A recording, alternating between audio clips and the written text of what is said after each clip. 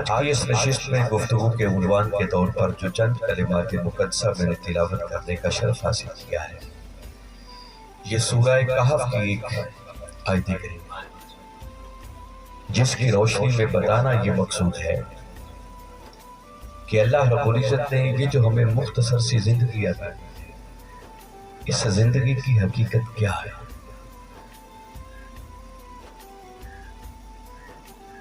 انسان اس دنیا میں آتا ہے اور باری تعالیٰ نے ایک مخصوص سی ہر بندے کے لیے مختص کر دیا۔ کسی کو 20 سال مل جاتے ہیں، کسی کو 30 سال مل جاتے ہیں، کوئی 50 سال جی لیتا ہے اور ممکن ہے کوئی 100 سال کی عمر پاتے۔ مگر سوال یہ ہے کہ یہ زندگی کیا ہے؟ اگر قرآن پاک سے اس بات کا جائزہ لیں تو قرآن پاک نے مختلف مقامات پر اس زندگی کا مقصد یہ بتایا ہے کہ اس زندگی کو اللہ رب العزت نے انسان کے لیے ایک امتحان بنایا ہے۔ جو کلمات میں نے تلاوت کی ہے اس میں یہی باری تعالیٰ نے بات فرمایا، اِنَّا جَعَلْنَا مَا عَلَى الْأَرْضِ زِینَةً لَهَا، فرمایا بے شک جو کچھ زمین پر ہے ہم نے اسے اس زمین کے لیے زینت بنایا،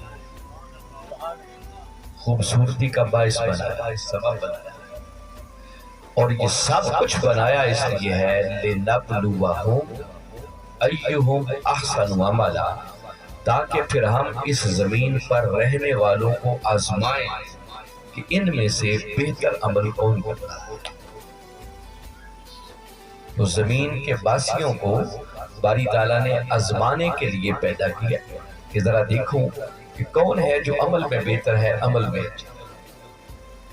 یہی بات باری تعالیٰ نے سورہ ملک میں بھی فرمایا، الذی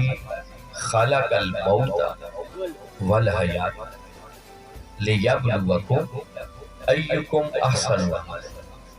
فرمایا اللہ وہ ہے جس نے موت کو بھی تخلیق کیا اور حیات کو بھی تخلیق کیا، اور کیا اس لیے ہے تاکہ وہ تمہیں آزمائے، تمہیں جانچے، تمہیں پرکھے، ایکم احسن عملا، کہ تم میں سے بہتر عمل کون۔ تو باری تعالیٰ نے یہ جو مخصوص سی ایک زندگی ہمیں عطا کی ہے، اس زندگی کو اللہ رب العزت نے ہمارے لیے امتحان بنایا۔ بولیے کیا بنایا؟ ہم اس کا معنی یہ ہے کہ اس وقت جو زندگی گزار رہے ہیں یہ ہم کمرہ امتحان میں۔ آپ نے کبھی اس بات کو سمجھنا ہو تو دیکھیں نا، بچے امتحان دیتے ہیں، طلبہ پہلے وہ تیاری کرتے ہیں، پھر جب سالانہ ان کے پیپر ہوتے ہیں تو ایک پیپر کے لیے 3 گھنٹے کا ٹائم ہوتا ہے، ایک مخصوص وقت ہوتا ہے کہ بھئی اس وقت آپ کا پیپر شروع ہوتا ہے۔ جب پیپر شروع ہو جاتا ہے اس کو کاغذ دے دیا جاتا ہے، قلم دے دیا جاتا ہے، اور اس کے بعد 3 گھنٹے گھڑی کے مطابق ٹائم فکس ہوتا ہے کہ اس کے اندر آپ نے اس پیپر کو حل کرنا۔ جیسے وقت ختم ہوتا ہے تو اس بچے سے پیپر چھین لیا جاتا ہے، اور وقت ختم ہونے کے بعد پھر اس کو کوئی ایک لفظ بھی اس میں سے کم یا زیادہ کرنے کی اجازت نہیں، ٹائم ختم ہو گیا۔ باری تعالیٰ ہم بندوں سے مخاطب ہو کر ہمیں بتا رہے ہیں کہ اے میرے بندو، یہ جو میں نے تمہیں زندگی عطا کی ہے نا، کوئی 10 سال ہے، کوئی 20 سال ہے، کوئی 50 سال ہے، کوئی 100 سال ہے، فرمایا یہ جس بندے کو جتنی زندگی بھی مل جاتی ہے یہ زندگی تمہارے لیے امتحان ہے، تم کمرہ امتحان میں۔ اور ذرا سوچو کہ اگر بندہ کمرہ امتحان میں بیٹھ کر سستی کا شکار ہو جائے، غفلت کا شکار ہو جائے، اپنے پیپر پر توجہ نہ دے، اس کو حل کرنے میں محنت نہ کرے، اور وہاں بیٹھ کر دائیں بائیں کے مشغلوں میں لگ کر اپنا وقت ضائع کر دے، تو جب ریزلٹ آئے گا اس نتیجے میں وہ بندہ کبھی کامیاب نہیں ہو سکتا۔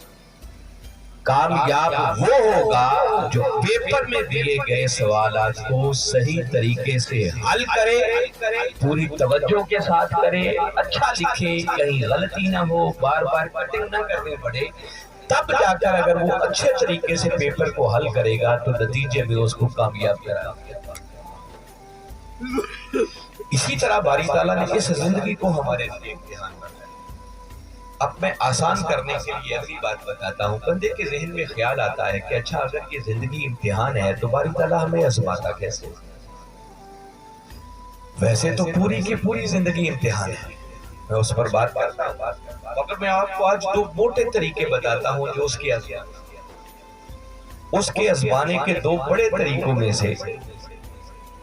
وہ دو طریقے یہ ہیں کہ کبھی کبھی وہ اپنے بندے کو نعمتیں دے دے کر آزماتا ہے اور کبھی بندے سے نعمتیں چھین چھین کر آزماتا ہے. یہ دونوں اس کے طریقے کہ دیکھو جب میرے بندے کو نعمتیں مل رہی ہوں، ان پر میرے کرم کے دروازے کھل رہے ہوں، اس وقت بھی میرا وہ بندہ میرا شکر گزار بندہ بنتا ہے. اور پھر کبھی کبھی وہ بندے سے نعمتیں چھین کر اسے آزماتا ہے کہ جب سب کچھ چھن رہا ہو تو ایسے حالات کے اندر بھی کیا بندہ میری رضا پر راضی رہتا ہے یا یہ اس کی آزمائشوں میں سے امتحانوں میں سے دو بڑے امتحان کے طریقے. مثلا دیکھیں نا جو آیت کریمہ سورہ ملک کی میں نے ابھی آپ کے سامنے پڑھی، بڑی قابل غور اور توجہ کی بات ہے. باری تعالیٰ نے اس مقام پر فرمایا الذی خلق الموت والحیات، فرمایا اللہ وہ ہے جس نے موت کو بھی تخلیق کیا اور حیات کو بھی تخلیق کیا. اور فرمایا تخلیق اس لیے کیا ہے لِيَبْلُوَكُمْ، تاکہ وہ تمہیں آزمائے، تمہیں جانچے، تمہیں پرکھے کہ تم میں سے بہتر عمل کرو. اب اس آیت کریمہ کی مختلف تفاسیر میں سے جو ایک تفسیر بتا رہا ہوں جو اہل علم نے لکھا ہے، وہ کہتے ہیں امتحان سے پہلے یہ جو باری تعالیٰ نے دو چیزوں کا ذکر کیا ہے نا کہ میں نے موت کو بھی پیدا کیا ہے اور میں نے حیات کو بھی پیدا کیا ہے، تو باری تعالیٰ موت کا ذکر کر کے در حقیقت اس موت کو استعارہ بنا رہے ہیں کسی نعمت کے چھن جانے کے ساتھ. موت اشارہ ہے کسی نعمت کے چھن جانے کی طرف اور حیات زندگی یہ اشارہ ہے کسی نعمت کے مل جانے کی. تو باری تعالیٰ نے موت اور حیات دونوں کا ذکر کر کے یہ بتا دیا کہ لوگوں میری آزمائشوں میں سے دو بڑی آزمائشیں یہ ہیں کہ میں کبھی کبھی اپنے بندے سے نعمتیں چھین چھین کر اسے آزماتا ہوں اور کبھی کبھی اپنے بندے کو نعمتیں دے کر آزماتا ہوں کہ ہر دو حالوں کے اندر کیا بندہ میری رضا پر راضی رہتا ہے یا نہیں. اگر اس کو میں مزید کھول کر بیان کرنا چاہوں تو یہ بات آپ کو مزید آسانی سے سمجھ آ جائے گی. مثلا یہ جو پہلا طریقہ باری تعالیٰ نے بتایا کہ میں نعمتیں چھین چھین کر آزماتا ہوں، اگر اس چیز کو سمجھنا ہو تو سورہ بقرہ میں باری تعالیٰ نے صراحت کے ساتھ فرمایا وَلَنَبْلُوَنَّكُمْ بِشَيْءٍ مِّنَ الْخَوْفِ وَالْجُوعِ وَنَقْصٍ مِّنَ الْأَمْوَالِ وَالْأَنفُسِ وَالثَّمَرَاتِ. یہ جو لفظ ہے نا پہلا لَنَبْلُوَنَّكُمْ، اس پہ لام بھی تاکید کے لیے، نون سکینہ یہ بھی تاکید کے لیے، بلکہ اس میں ڈبل تاکید پائی جاتی ہے. تو باری تعالیٰ کئی تاکیدات کے ساتھ اعلان کر رہے ہیں کہ بندے یہ ہو ہی نہیں سکتا کہ تو ایمان کا دعویٰ بھی کرے اور پھر میں تمہیں آزماؤں گا. ہم ضرور بھی ضرور تمہیں آزمائیں گے، جانچیں گے، پرکھیں گے، امتحان لیں گے. اچھا باری تعالیٰ کیسے امتحان لے گا؟ فرمایا بِشَيْءٍ مِّنَ الْخَوْفِ، کبھی خوف کے ذریعے تمہارا امتحان لیا جائے، والجوع، کبھی بھوک کے ذریعے تمہارا امتحان لیا جائے، وَنَقْصٍ مِّنَ الْأَمْوَالِ، کبھی تمہارے مالوں کا نقصان کر کے تمہیں آزمایا جائے، وَالْأَنفُسِ، کبھی تمہاری جانوں کا نقصان کر کے تمہیں آزمایا جائے، وَالثَّمَرَاتِ، کبھی تمہارے ثمرات کا، تمہاری کھیتی باڑی کا، تمہاری محنت کا پھل تمہیں نہ دے کر آزمایا جائے گا کہ جب یوں نعمتیں چھن رہی ہوں تو میں دیکھوں کہ میرا بندہ اس حال میں بھی میری رضا پر راضی رہتا ہے یا نہیں رہتا.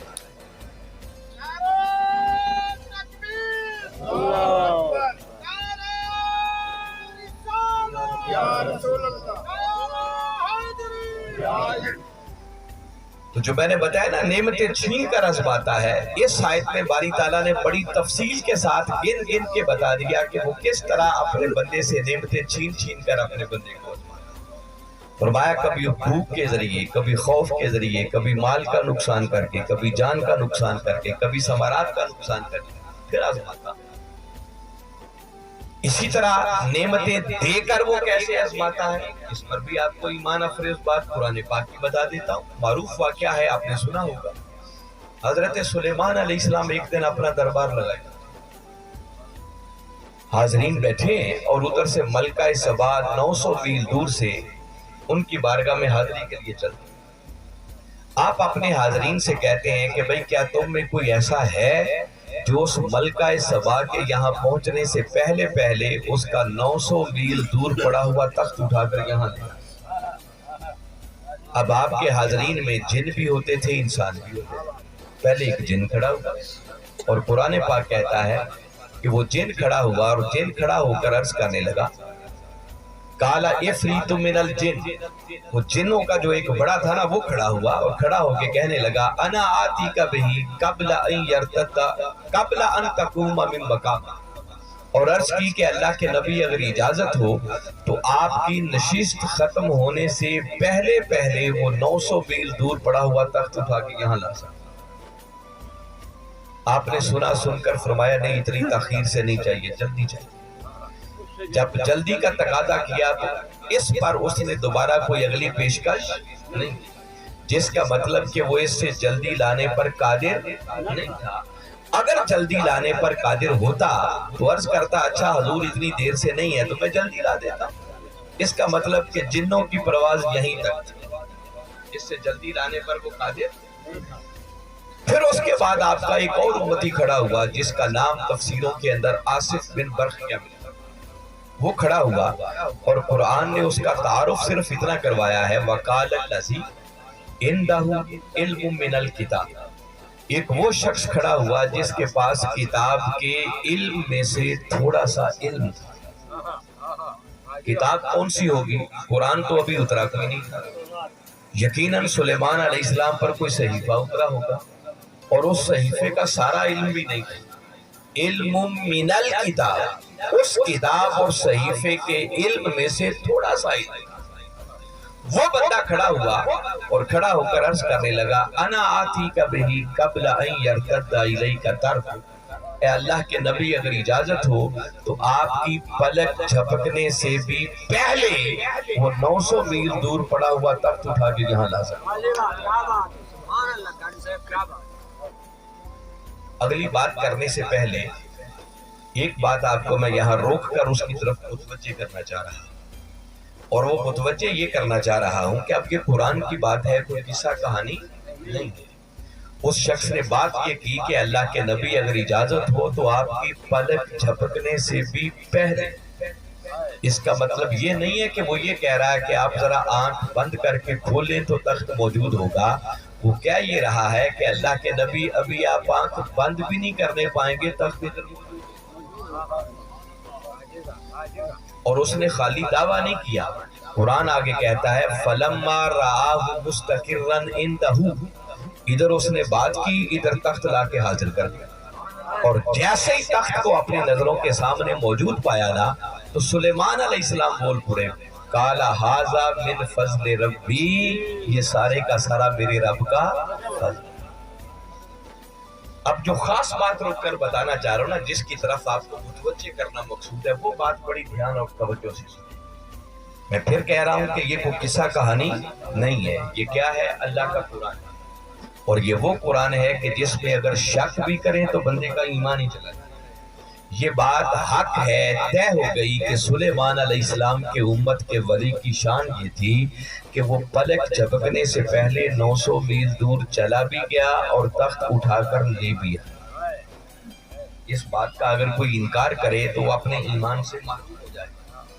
اللہ کے ولیوں کی شان یہ ہے، اللہ کے ولیوں کی کرامتوں میں سے کرامت یہ ہے کہ اللہ ان کو یہ تصرف عطا کرتا ہے کہ پلک جھپکنے سے پہلے 900 میل پڑا ہوا تخت اٹھا کے بھی لا سکتے۔ یہ شان اس مرد کلندر کی ہے جو سلیمان علیہ السلام کا وہ امتی تھا جس کے پاس سلیمان علیہ السلام پر اترنے والے صحیفے کے علم میں سے تھوڑا سا۔ قرآن نے صرف ایک ہی تعارف اس کا کروایا، تو بھئی جس کے پاس اس صحیفے کے علم میں سے تھوڑا سا علم تھا، اس کی یہ شان کہ فلک جھپکنے سے پہلے 900 میل دور چلا بھی جائے، تخت اٹھا کر لے بھی آئے، تو سوچو جس خوش نصیب کے پاس اس صحیفے کا سارا علم ہوگا، اس کی پرواز کا عالم کیا ہوگا؟ اگر اس صحیفے کے علم رکھنے والے شخص پر کرم کا یہ عالم، تو جس پیغمبر پر وہ صحیفہ اترا ہوگا اس پیغمبر کی اپنی شان اور پرواز کا عالم کیا ہوگا؟ اور سلیمان علیہ السلام پر اترنے والے صحیفے جیسے اگر کروڑوں صحیفے بھی اکٹھے ہو جائیں تو کملی والے آقا صلی اللہ علیہ وسلم پر اترنے والے قرآن کا مقابلہ ہو سکتا ہے؟ تو سوچو اگر سلیمان علیہ السلام پر صحیفہ اترے، اس کے علم میں سے تھوڑا سا علم کسی کو مل جائے، تو اس کی شان یہ ہے کہ پلک جھپکنے سے پہلے 900 میل دور چلا بھی جائے، پلک جھپکنے سے پہلے تخت لے بھی آئے۔ تو جس خوش نصیب کو ہمارے آقا پر اترنے والے قرآن کے علم میں سے علم مل جائے تو سنو اس کی پروازوں کا عالم کیا؟ نعرہ تکبیر، نعرہ رسالہ، نعرہ حیدری۔ دیکھیں نا، آپ خوش ہوئے نا، نعرہ لگایا۔ میں اسی بات کی طرف متوجہ کرنا چاہوں کہ ہم صرف نعروں تک رہ گئے۔ اگر اتنی بات سمجھ آئی ہے کہ اس قرآن کی کتنی شان ہے کہ اگر قرآن کا علم مل جائے تو پھر عالم کیا ہوگا بندے کی پرواز۔ مگر ہم اپنے گریبانوں میں جھانک کر دیکھیں تو ہمارا حال یہ ہے کہ ہماری زندگیاں بیت جاتی ہیں، بال سفید ہو جاتے ہیں، قبر تک پہنچ جاتے ہیں، ہمیں اپنے نبی پر اترنے والا قرآن صحیح ڈھنگ سے پڑھنا، تو ہمارے پورے دن ختم کیسے ہو؟ وہ کسی نے کہا تھا نا کہ وہ معزز تھے زمانے میں مسلمان ہو کر اور ہم خار ہوئے تارک، ہم نے اس قرآن کو چھوڑا، ذلت و رسوائی اس کا مقدر بنا دیا۔ میں تو آپ کو قرآن کی بات لاجیکلی سمجھا رہا ہوں کہ بابا اگر سلیمان علیہ السلام پر اترنے والے صحیفے سے کوئی جڑ جائے، اس کا علم تھوڑا سا مل جائے، اور علم ملنے کا معنی یہ نہیں ہے کہ علم تقریروں کے لیے مل جائے، نہیں، علم کا معنی یہ ہے علم کہلاتا ہی وہ ہے جو بندے کو بدل، ایسا علم کہ جسے حاصل کر کے پھر وہ اپنی زندگی میں اسے اپلائی کرے، اس پر عمل پیرا ہو، اپنی زندگی کو بدل کر خود سمر جائے، وہ علم کہلاتا ہے۔ تو اگر کوئی ایک آدھ بات لے کر ہی بندہ عمل پیرا ہو جائے سلیمان علیہ السلام کے صحیفے میں سے، اس پر کرم کا یہ عالم کہ جہاں پر جنوں کی پرواز ختم ہوتی ہے وہاں سے سلیمان علیہ السلام کی امت کے اس ولی کی پرواز کا آغاز۔ تو سوچو اگر ہم قرآن کے ساتھ جڑ جائیں، قرآن کا حقیقی علم ہمیں مل جائے اور اس بات کو پلے باندھ کر ہم زندگی میں اس بات پر عمل کرنے والے بن جائیں، تو ذرا سوچو اللہ آپ پر کرم کے کتنے دروازے۔ آپ سنتے رہتے ہیں نا، کسی کے ذہن میں خیال آئے کہ اچھا 14 صدیاں تو بیت گئی ہیں نا قرآن کو اترے ہوئے، تو کیا کوئی ایسی مثال ملتی ہے کہ قرآن کا علم رکھنے والا ہو اور اس کی پروازیں بھی ایسی ہیں؟ یہ تو سلیمان علیہ السلام کے امتی کی پرواز ہے نا، یہ تو حیثیت ہی کوئی نہیں ہے۔ آقا کی امت کے ولیوں کی شان تو اس سے کہیں زیادہ ہے۔ جہاں ان کے امتیوں کی پرواز ختم ہوتی ہوگی نا، وہاں میرے آقا کے امت کے ولیوں کی شان شروع ہوگی۔ حضور غوث پاک رضی اللہ تعالیٰ عنہ ہے نا، آج ان کی اولاد میں سے ایک ساتھ، تو میں بتا رہا ہوں حضور غوث پاک کی شان کیا تھی۔ ہم نے تو صرف ایک 11ویں والا پیر ہی سمجھا ہے نا، بس اس سے بڑھ کر ہمیں معلوم نہیں ہے۔ ان سے بڑھ کر قرآن کو سمجھنے والا کوئی نہیں تھا۔ اللہ تعالیٰ نے ان کو 90 برس عمر عطا کی، زندگی کے 50 برس پہلے انہوں نے علم حاصل کیا۔ وہ بچپن کا واقعہ سنا ہوا ہے نا کہ آپ نے اپنی والدہ سے اجازت لی اور ان کی والدہ نے 40 درہم ان کی قمیض میں سلائی کر کے دیے اور علم کے حصول کے لیے روانہ ہوئے۔ تب سے علم حاصل کرنے پہ لگے، اور کتنے سال تک علم حاصل کیا؟ 50 برس تک علم حاصل، اور پھر 50 برس کے بعد پھر جب اذن ملا، اجازت ملی، تو مسند پر منبر پر بیٹھ کر 40 سال پھر مخلوق خدا سے واز فرماتے ہیں۔ تقریریں کرتے خطاب کرتے تھے لوگوں تک وہ علم پہنچاتے تھے آپ کی جو جامعہ تھی یونیورسٹی تھی جہاں آپ پڑھاتے تھے ہم تو ہے نا سادہ لوگ صرف مدرسے ہی سمجھے ہیں وہ کوئی چھوٹا موٹا مدرسہ نہیں تھا جہاں حضور غوث پاک پڑھاتے تھے وہ ایک بہت بڑی یونیورسٹی تھی اتنی بڑی یونیورسٹی تھی کہ ہر سال 3000 طلبہ وہاں سے فارغ التحصیل ہونے کی سند آتی تھی ہمارے مدرسوں سے کبھی 2 بچے حفظ کر کے کبھی 4 کر کے کبھی 10 کر کے یہی ہوتا ہے نا وہ اتنی بڑی یونیورسٹی تھی کہ ہر سال سالانہ 3000 بچے فارغ ہو کر عالم فاضل کی ڈگری حاصل کرتے اور آپ کے خطابات کا رنگ یہ تھا کہ ایسے نہیں ہے 100 50 بندے تھے جب حضور غوث پاک واز فرماتے تو 70 ہزار کا مجمع ہوتا لاکھوں افراد کا مجمع ہوتا ہم تو سپیکر میں خطاب کرتے ہیں نا اس دور میں یہ ساؤنڈ سسٹم نہیں ہوتے لاکھوں کا افراد کا مجمع ہوتا حضور غوث پاک بغیر ساؤنڈ سسٹم کے خطاب کرتے اور اللہ نے کرم یہ کر رکھا تھا کہ جب آپ بولتے تو جیسے لاکھوں کے مجمع میں بیٹھا ہوا پہلا شخص آپ کی آواز سنتا اسی طرح مجمع کا آخری شخص بھی آپ کی وقت کا امام ابن جوزی بڑا نام ہے تفسیریں لکھی ہیں کتابیں لکھی زمانہ ان کو مانتا آپ کی مجلس کے اندر پھر بڑے بڑے وقت کے امام بھی شاگردوں کی طرح آکے بیٹھا کرتے تھے آپ کا بات سنا کرتے ایسے تلاوت کی کاری نے ایک آیت پڑھی آپ جب خطاب کرنے لگے تو فرمایا چلیں آج اسی آیت پہ بات کریں آپ نے اس آیت کا پہلا معنی بیان امام ابن جوزی کے ساتھ ایک اور بہت بڑا محدث بیٹھا تھا اس نے ابن جوزی کو ہلایا اور ہلا کے پوچھا کہ یہ جو حضور غوث پاک نے اس آیت کا معنی بیان کیا ہے کہ آپ کو معلوم تھا وہ اس بات پہ سر ہلا کے کہتا کہ ہاں یہ میں جانتا تھا پہلی بات آپ نے دوسرا معنی ایک اور بیان اس نے پھر پوچھا کیا یہ بھی معلوم تھا کہنے لگا ہاں یہ بھی جانتا تھا پھر آپ نے تیسرا معنی بیان کیا آپ نے ایک ہی مجلس کے اندر اسی ایک آیت کی 12 تفسیریں کتنی تفسیریں کی وہ ہر تفسیر کے بعد ابن جوزی اپنے ساتھی کو کہتا رہا ہاں میں یہ بھی جانتا ہوں یہ بھی جانتا ہوں یہ بھی جانتا ہوں 12 کے بعد حضور غوث پاک نے پھر اس آیت کا 13واں معنی بیان کیا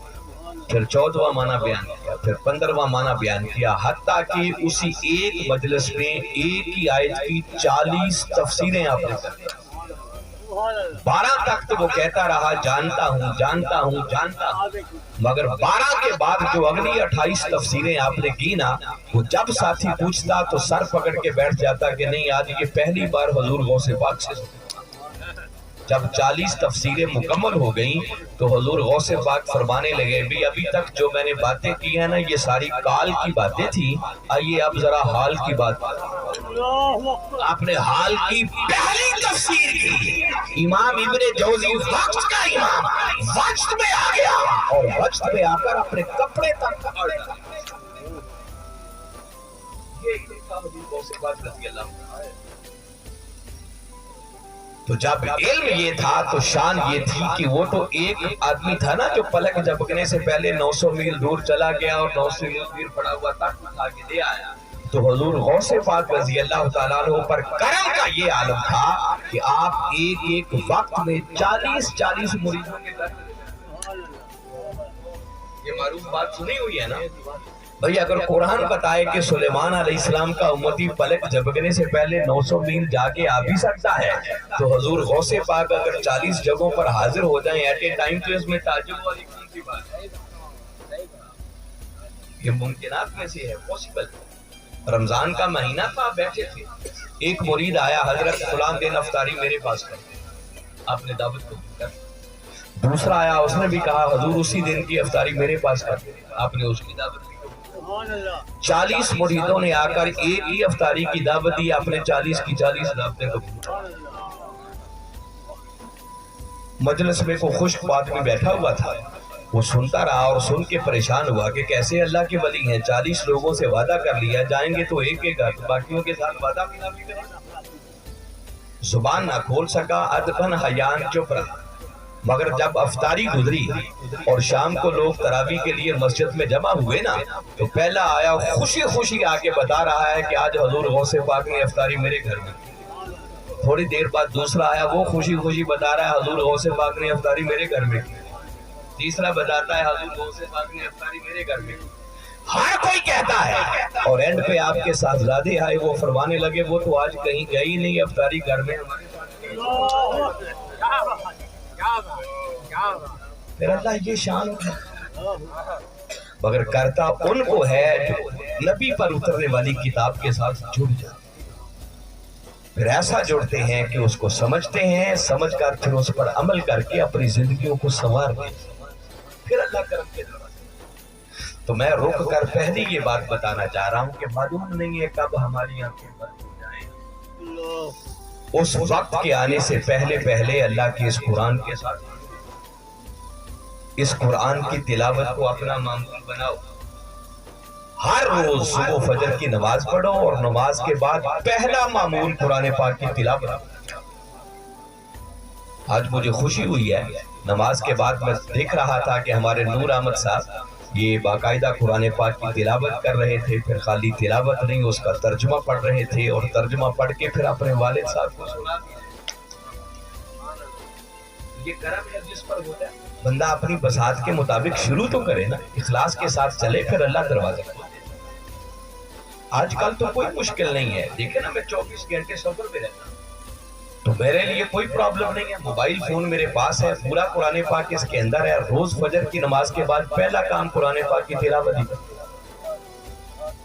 کم از کم 2 سے 3 رکوع روز پڑھتا ہوں۔ کتنا ٹائم لگتا ہے؟ 10 منٹ لگتا ہے۔ پھر خالی نہ پڑھے بلکہ اس کو ترجمے کے ساتھ پڑھے، تاکہ پتہ بھی چلے کہ اس قرآن کے اندر کیا ہے،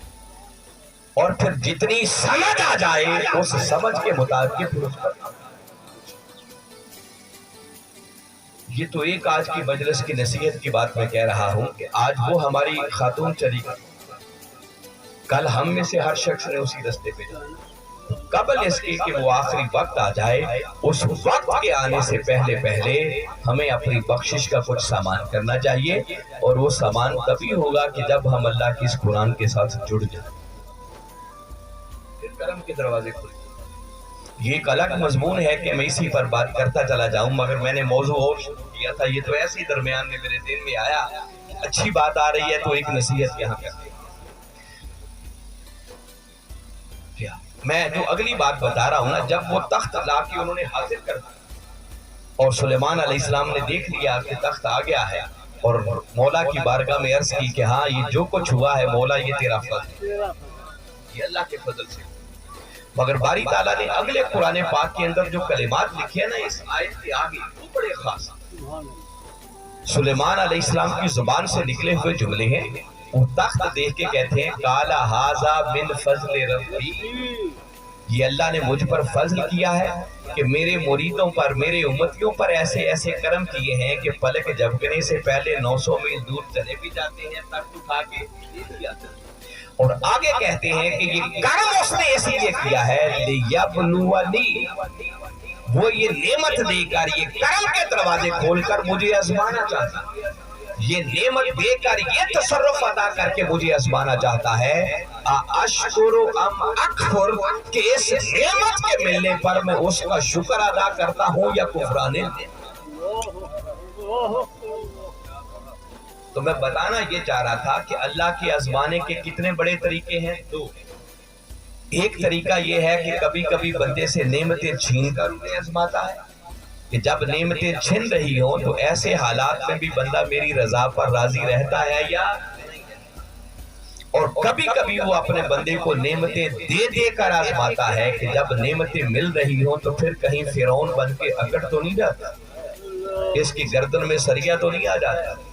ایسے حالات میں میری بارگاہ میں جھکتا ہے اور میری شکرانہ ادا کرتا ہے یا نہیں کرتا۔ تو یہ 2 بڑے اس کے طریقے ہیں آزمانے کے۔ زندگی میں اس پر توجہ رہنی چاہیے، کچھ نعمت ملے تو اللہ کے حضور جھک جائے، شکرانہ ادا کرے، اور کبھی کوئی نعمت چھن جائے، کوئی نقصان ہو جائے، مال کا ہو جائے، جانی نقصان ہو جائے، کوئی عزیز چلا جائے، کوئی بیٹا چھن جائے، کوئی باپ چھن جائے، کوئی اور بھائی چلا جائے، ہر بندے نے جانا ہے نا، تو ایسے حالات میں شکوہ نہیں، آہو فغا نہیں، پھر وہ آزماتا ہے کہ دیکھو نعمت چھن جانے پر بھی میرا بندہ میری رضا پر راضی رہتا ہے یا نہیں۔ اچھا دیکھیے اللہ نے ہمارا امتحان لے کے کرنا کیا؟ قابل غور ہے کہ باری تعالیٰ نے جو ہمیں امتحانوں میں ڈالا ہوا ہے تو ہمیں امتحانوں میں ڈال کر اسے کیا ملتا؟ وہ کچھ نہیں حاصل کرنا ہے، وہ کسی کا محتاج۔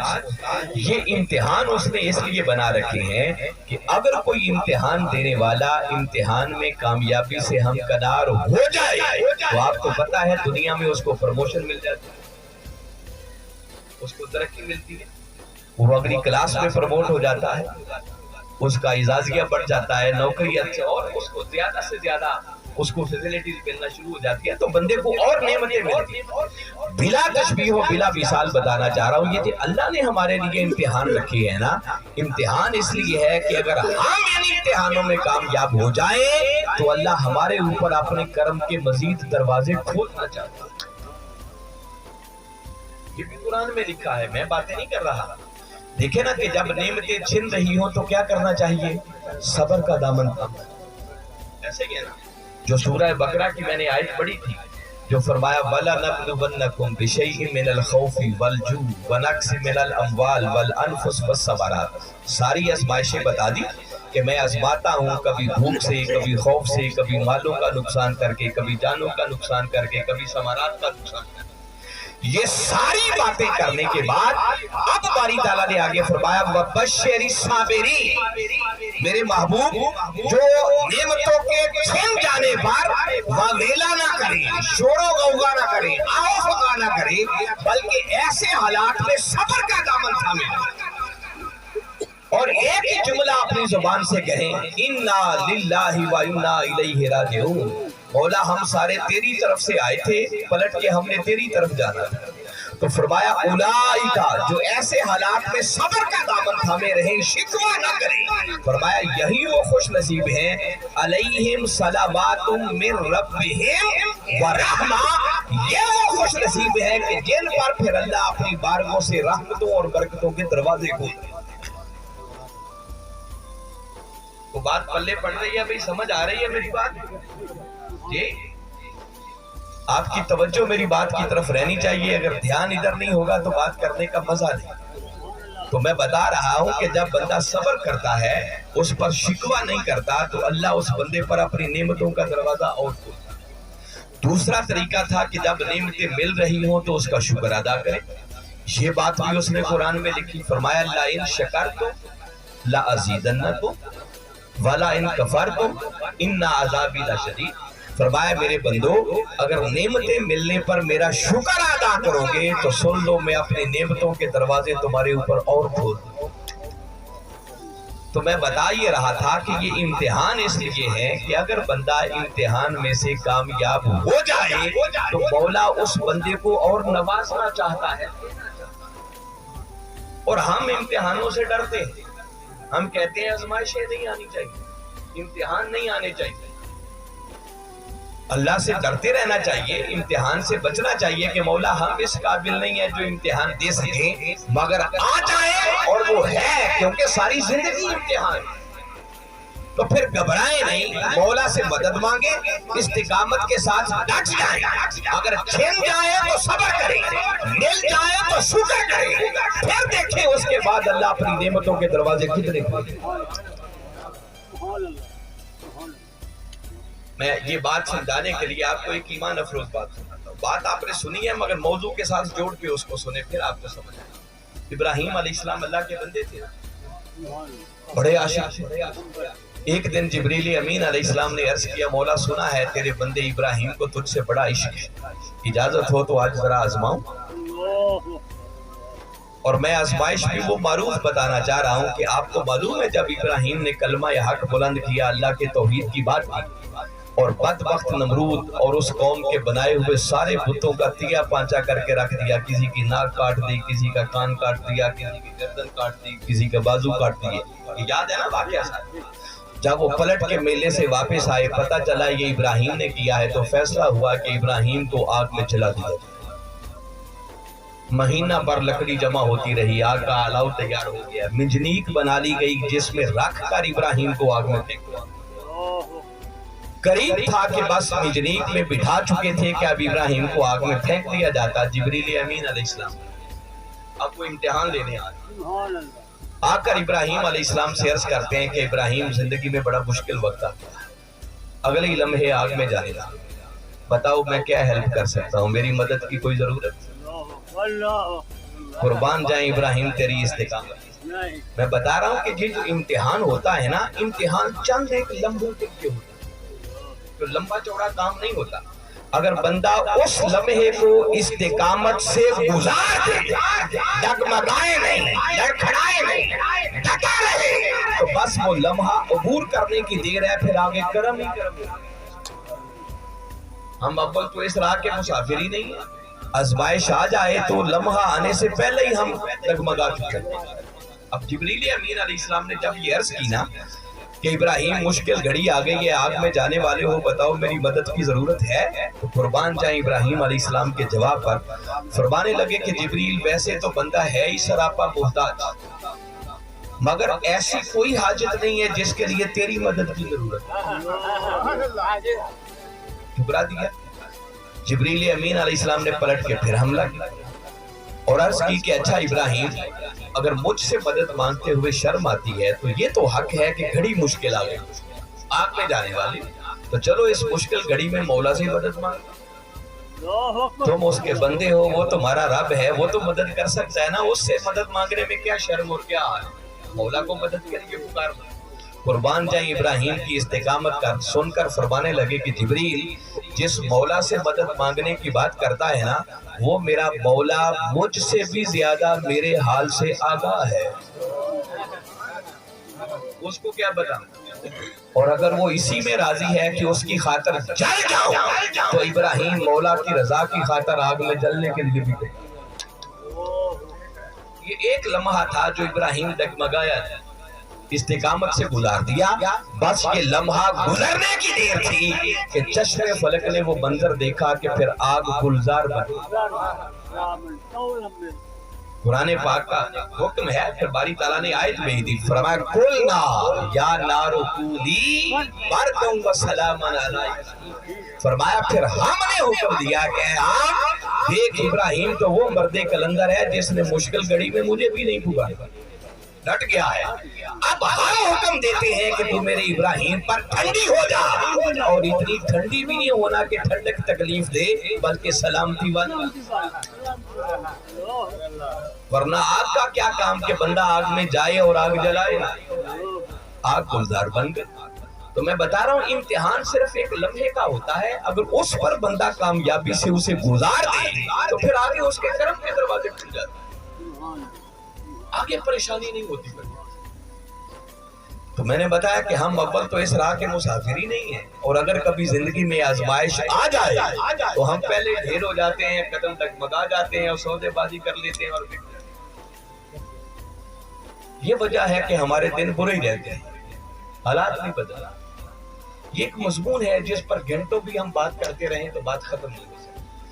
मगर एक मखसूस वक्त है, मैं देख रहा हूँ कि मेजबान अब वो परेशान भी हैं और खत्म का सामान भी ले आए हैं, तो बस पते की बात मैंने आपको जो बता दी, फिर दो जुमले सिर्फ कह के मैं एंड कर रहा हूँ। एक तो जिंदगी में कबल इसके कि आंखें बंद हो जाएं, अल्लाह के कुरान के साथ अपना ताल्लुक है, इसको पढ़ो, फिर पढ़ने के बाद समझो, और समझने के बाद फिर इस पर अमल करने लगे, इससे आपके हालात बदलेंगे। और दूसरा, जिंदगी के अंदर अगर इम्तिहान आ जाए तो इम्तिहान से घबराना नहीं, उस वक्त इस्तिकामत के साथ डटे रहना, मौला से मदद मांगने में हरज नहीं है, मगर वो फिर ऊंचे बंदे हैं जिनकी अगली शान है कि वो मौला से भी मदद नहीं मांगते, वो कहते हैं मौला ठीक है तू इसी पे राजी है, तो इसी हाल में हम भी खुश हैं। ये ऊंचे दर्जे की बात है, अगर ये शान नसीब हो जाए फिर तो क्या है, बस वो इस्तिकामत से घड़ी गुजार देंगे तो फिर देखिए अल्लाह जिंदगी में करम ही करम कर देगा, परेशानी। अल्लाह की बारगाह में दुआ है कि मैंने जो कुछ कहा समझकर ईमान लाने की तौफीक अता फरमाए, और इसके मुताबिक अमल करके हमें अपनी दुनिया और आखिरत को संवारने की तौफीक दे, और मरहूमा जो इस दुनिया से पर्दा कर गई हैं, मौला उनकी बख्शिश और मग़फ़िरत फरमाए, उनको बुलंदी दराजात अता फरमाए, और उनके लवाहिकीन को सब्र जमील अता फरमाए। व मा अलैना का ज़िक्र हुआ, कुरान पाक की तिलावत पढ़ा गया, इनकी तवाज़ुन के लिए कोई जो भी लंगर तैयार किया गया, मौला इस सब कुछ को अपनी बारगाह में शर्फ़ कबूलियत अता फरमा। مولا اس جملہ محفل پاک کا ثواب بھاج گیا تھا توفہ دا تیرے محبوب صلی اللہ علیہ وسلم کے بارگاہ اقدس میں پیش کرتے ہیں قبول فرما ان کے وسیلہ جلیلہ سے قبول رشید لفظ جو کی صدارت پر شہیدہ کربلا ازواج مطہرات صحابہ کرام آپ کی امت کے اولیاء صلحات جو بھی اس دنیا سے پردہ کر گئے مولا سب سے بارگاہ میں پیش کرتے ہیں قبول فرما مولا بالخصوص ہمارے محترم عابد سیال صاحب کی خالہ جان جو اس دنیا سے پردہ کر گئی ہیں مولا ان کی روح کو پیش کرتے ہیں قبول فرما مولا ان کے صغیرہ و کبیرہ گناہوں کو معاف فرما مولا ان کی قبر کی منزلوں کو آسان فرما ان کی قبر کو طاعت دینے کا وسعت عطا فرما ان کی قبر کو جنت کے باغات میں سے ایک باغ مولا ان کو جنت الفردوس میں اونچے مقامات عطا فرما کملی والے آقا صلی اللہ علیہ وسلم کی شفاعت سے بہرایات فرما اور ان کے لواحقین کو صبر جمیل عطا فرما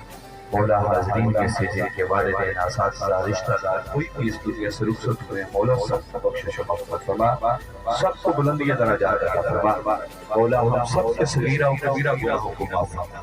مولا یہ تیرے محبوب کے میلاد پاک کا مہینہ ہے اس مہینے کی برکت سے مرحومہ کی بخشش و مغفرت فرما ان کو سیدہ کائنات فاطمہ الزہرا سلام اللہ علیہا کے دیوار رحمت میں جگہ عطا ان کے خصوصی توجہات عطا فرما مولا اپنے محبوب کے میلاد پاک کے صدقے ہم سب کے حال پر خصوصی لطف و کرم فرما مولا ہمیں زندگی کے ایسے امتحان میں کامیابی سے ہمکنار ہونے کی توفیق عطا فرما ہمیں اپنے اور اپنے محبوب کے بتائے ہوئے دین کے مطابق زندگی گزارنے کی توفیق عطا فرما مولا جو بیمار ہیں سب کو شفائی کلی عطا فرما جو اس دنیا سے پردہ کر گئے ان سب کی بخشش و مغفرت فرما مولا جو بھی اولاد ہیں ان کو اولاد کی نعمت عطا فرما تیرے محبوب کے میلاد کا مہینہ ہے تو نے اپنے محبوب کی آمد کی خوشی میں اس سال عرب کی سب عورتوں کو بیٹے عطا کیے تھے مولا اپنے محبوب کے میلاد کی برکت سے جو بیٹوں کے خواہشمند ہیں ان کو بیٹوں کی نعمت عطا فرما جو بیٹیوں کے طلبگار ہیں مولا ان کو بیٹیوں کی نعمت عطا فرما مولا جن کو اولادیں عطا کی ہیں ان کی اولادوں کو نیک اور صالح مولا یا رب بالمصطفیٰ بلغ مقاصدنا واغفر لنا ما بدا یا واسع الکرم مولا یا صلی وسلم دائما ابدا علی حبیبک خیر الخلق کلہم وصلی اللہ تعالی علی خیر خلقہ محمد وعلی آلہ وصحبہ